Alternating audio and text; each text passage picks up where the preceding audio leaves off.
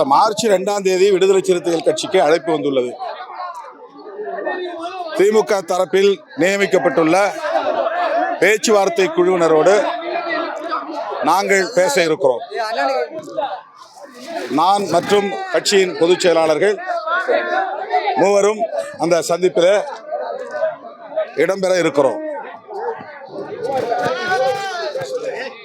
கூட்டணி கட்சிகள் ஒவ்வொன்றாக திமுகவோடு பேசி வருகின்றன. வெளியிலே ஊடகங்களில் பரப்பப்படுவதைப் போல திமுக கூட்டணியில் எந்த பிரச்சனையும் இல்லை. வழக்கமான கூட குறைய என்கிற அடிப்படையில் பேச்சுவார்த்தை நடப்பது வழக்கமான ஒன்றுதான். ஆகவே இந்த கூட்டணிக்குள் சலசலப்பை ஏற்படுத்த விரும்புகிறவர்கள் பல்வேறு யூகங்களை வதந்திகளாக பரப்புகிறார்கள். திமுக கூட்டணி தொடர்ச்சியாக ஒற்றுமையாக இயங்கி வருகிறது. அதுபோல இந்த பேச்சுவார்த்தையிலும் சுமூகமான தீர்வு கண்டு ஒற்றுமையாக தேர்தல் களத்தை சந்திப்போம். ஓபிஎஸ் அவர்கள் பாரதிய ஜனதாவோடு போய் ஐக்கியமாகாமல் திமுகவோடு வந்திருக்கிறார், அதில் சேர்ந்திருக்கிறார் என்பதே அவர் மீதான நன்மதிப்பை மேலும் உயர்த்துவதாக இருக்கிறது. அவர் மீதான நம்பகத்தன்மையும் வளர்ந்திருக்கிறது என்று நான் நம்புகிறேன். அவருக்கு இன்னும் சில வாய்ப்புகள் கூட உண்டு.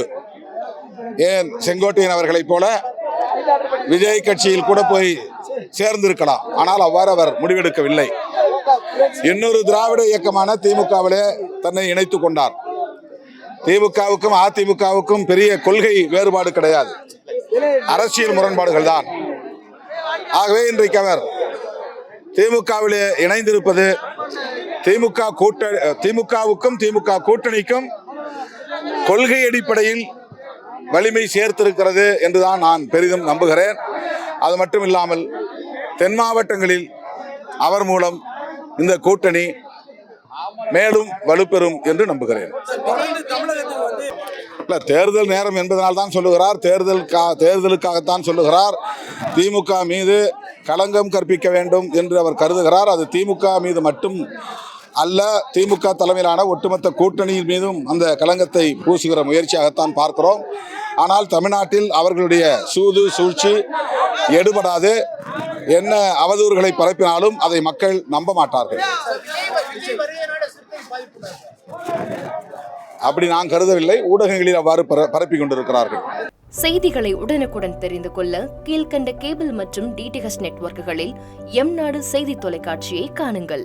பாதகம் செய்பவரை கண்டால் நாம் பயம் கொள்ளலாகாது பாப்பா. மோதி மிதித்து விடு பாப்பா, அவர் முகத்தில் உமிழ்ந்து விடு பாப்பா. அண்மை செய்திகளை உடனுக்குடன் தெரிந்து கொள்ள இணைந்திருங்கள் எம்நாடு தொலைக்காட்சியுடன்.